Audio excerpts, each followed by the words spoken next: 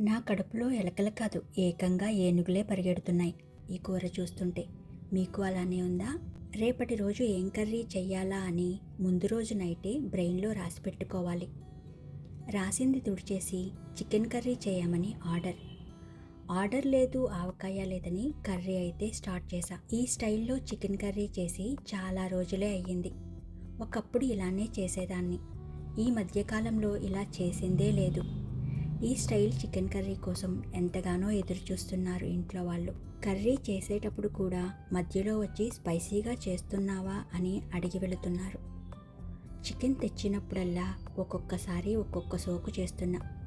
ఈసారి కొత్త సోకులేమి వద్దు, పాత సోకులోనే చెయ్యమని. చికెన్లో నుంచి వచ్చిన నీరు ఆవిరైపోయాక ముందుగా బ్లెండ్ చేసి పెట్టిన మసాలా వేసి పచ్చివాసన పోయే వరకు లో ఫ్లేమ్ మీద వేయించాలి. ఇప్పుడు ఇందులో పసుపు, రుచికి సరిపడా ఉప్పు, తగినంత కారం వేసి మిక్స్ చేసి ముక్క మునిగే వరకు నీరు పోసి మీడియం ఫ్లేమ్ మీద మూత పెట్టి కుక్ చేయాలి.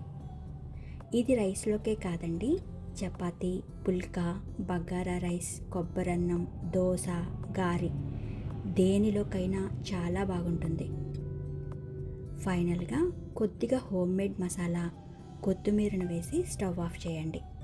కొత్తిమీర ముందే వేస్తే రంగు ఫేడ్ అవుతుంది, రుచి తగ్గిపోతుందని మాత్రం మర్చిపోకండి. తరువాయి భాగం మనందరికీ తెలిసిందే. ఉంటా మరి. By by.